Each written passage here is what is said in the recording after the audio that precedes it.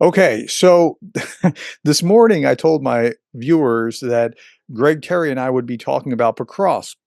And we did for a half hour, 45 minutes, something like that. Everything that you could possibly want to know about Procross, the big picture, the little picture, we covered it. But then Greg was going to edit it and put it together so that we could both launch it. And he ran it. There's no power. Like where he is right now, he's working like with a iPhone and trying to make sure that he's able to do this. So tell us what happened exactly with the running out of power or how much power time you've had and that sort of thing. We'll put this up tomorrow if we can get it up. Well, yeah, this is a typical schedule. Um, However, this one's a little unusual. So Professor Gertis and I finished the video, and I'm really looking forward to sharing that one about Pacrosk. A lot of very, very important information to share. We look at it a positive way. We look at it the negative ways. We just do a fair analysis of Pacrosk Mhm. and the region. So look forward to that. But needed to do a little bit of editing, which happens when you record videos. And I told Prof, I says, okay, I'll get it edited for us and get it back to you. And then our power schedule changed. So that would have been 7 p.m. local here in Ukraine. And we were scheduled to be on a 3 hour outage. And then we were scheduled to have power from 10 p.m. till midnight. And the Mhm. 10 p.m. to midnight would give me the window necessary, an hour to edit, get the file to Professor Gertis. We upload the video at the same time, done in my 2 hours. And I called him and we were sitting there at 10. I had power back, everything's going. And he literally witnessed the power go out. I then True talked to my story. buddy. Yeah, he witnessed it, and which was very unexpected to us. And I live here with a very good friend of mine. I have my own room in the apartment here. We've been friends for 15 years. He's a contractor, builds buildings, and he was angry. He goes, "Man, we've been struggling with power all day. Can we at least have an hour or two?" And I was, a little frustrated because that was the window I was going to edit, and no power. So I'm literally sitting here now. I'm calling in to Prof using this, which is my remote router. This is a Nighthawk mobile router, and I've got little speed on it, and I'm calling in with that. And then my only light is a power bank, and I'm turning Yeah. it backwards, and that's it. This is Yeah. we have in Ukraine. Unfortunately for us, this was unexpected, probably overloads on the system. So we have a 2 hour window where we have power, which now that time is ticking. And our scheduled time again for no power is midnight local. So we're looking like we're just going to have a powerless evening and all night.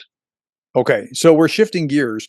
We're not going to talk Mhm. about Procross right now because we'll put that out tomorrow, assuming that we can get the editing. And the editing was because we had technical like it broke down technically, and we had to start and restart. And when you have to start and restart, we're just trying to make it user And friendly for viewers. and as a commercial, I hate to use the word commercial, but it's really a good video. We took time with maps and interaction, Mhm. so it's well worth the edit. Well worth the edit. Yeah. And so that'll be out tomorrow. But right now, I said, "Hey, look, I want to talk to you about something else anyway. So let me Zoom. We'll record this, and then I'll send you the link so that you can upload it. It'll be an easier process on you. So here's what I wanted to talk about, and I'm popping up Zoom here. Hopefully, you can see my Zoom screen I at do. this point. Okay. So here, the war. I saw this Orthodox priest in Russia, this Russian Orthodox priest say this thing here. War is the most important thing. And I want to ask you because I want to hear you as a minister, like how are you processing this? War is the most important thing. It is a war to get into heaven, or in case of defeat, to end up in the hands of the devil in hell. Now, I'm not the greatest theologian in the world, but I'm looking at this going, wait a minute, that's not what the scripture teaches about, like, if you go to war and win, then you go to heaven. And so, okay, it's better to die for Christ. It is much better than dying from cancer in a hospital in diapers. This is what this I like here. I mean, I'm not making this up. It's better to die for Christ. It's better than dying from cancer in hospital in diapers. Much better. Yeah. But you're not exactly this is the guy, and I'm going to mute him so you can just see. The Holy Church teaches us today how to fight and win the most important war that every Christian from the age when he was brought to church to be baptized. Something I can't read exactly what he's saying here.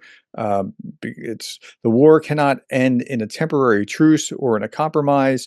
We will make some concessions, and the enemy will be, what is that saying? Enemy will leave us alone. No. A little bit more. It is a war to get into heaven, or in case of defeat, to end up in the hands of the devil in hell. Okay, tell me, Pastor Greg, Mhm. how are you hearing that? Because that is just, to my mind, quite bizarre, and not biblical. So tell me what you take away from that. Well, I can tell you from here in Ukraine, that clip actually made the news here locally today. I watched it and I'm well aware of it. And this is very easy to answer. That man is not a Christian. He is an agent Mhm, of evil. He is an agent of the uh, Kremlin, that entire Russian Orthodox terrorist minded, secret police minded, information stealing mhm, minded, indoctrinationally minded. That is what they're doing. So even to put that priest or whatever he is, even into the same sentence with the Bible or mhm. Christian, you've already offended me with that. We Yeah. know that nothing he said is Christian and nothing he said is true. But this is exactly the propaganda.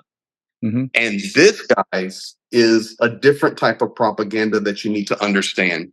Oftentimes, Professor Gertis or myself or others are trying to educate you on propaganda that is aimed at the West, propaganda that is aimed towards Ukraine, propaganda that is aimed towards Europe. This is internal propaganda. Mhm. So, this is propaganda aimed at Russians. This is propaganda from the church aimed at the grandmas and the grandpas who come to the Orthodox Church or worship the ground these clowns walk on, led by Mhm.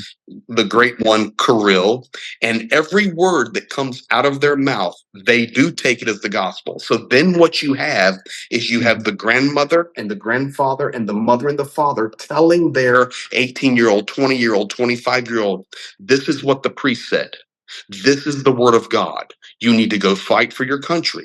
You need to go do this. You need to go do that. So it is you're really getting an insight into reverse Yeah, that's propaganda.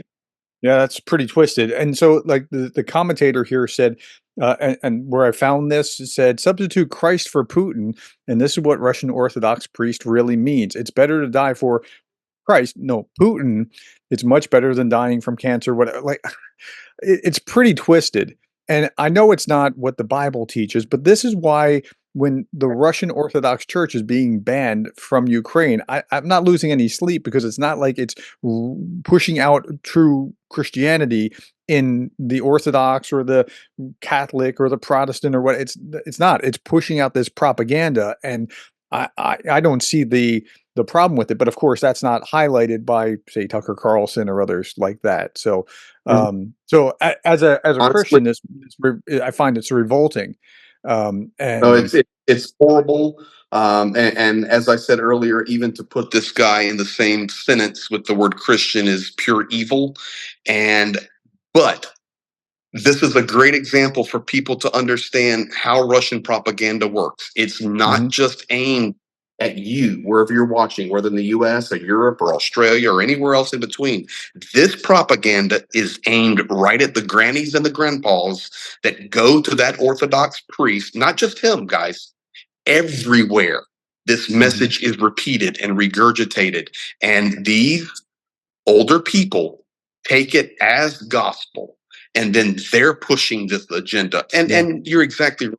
You're basically they are comparing literally Putin to Christ.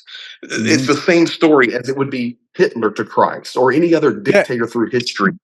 But it's so or warped because they're saying it's better to die for Christ, but even Christ is not saying, "Go to war and fight for me, and if you win, you go to heaven." He's not even saying that. I mean, it's never. warped on so many levels. It's like, okay, Yeah, anyway. and I can say it. Guys that are on here that know me or through your channel know me, they know what I do, or they're learning. Guys, this is not the Christianity I stand for. Yeah, Period. And this is not Christianity. This yeah, is that's correct. evil venom coming from an evil regime, but it gives great insight to how the twisting of propaganda works externally and internally to propagate Putin's narrative. All right. Well, with that, we'll keep this short so that you can preserve your battery life on your phone and that sort of thing. I will get this back to you and we'll post it up. And thank you. Hopefully, we'll see the cross video tomorrow. All other things being equal, assuming that you have power. You will see the Procross video tomorrow. Well, you're determined now, huh? I will find power somewhere. Yeah. If I've got to go get a hamster to run on a wheel, I'm going to get that video. All right, Greg. You But stay safe and thank thank you. you. This gives a two-way look tonight.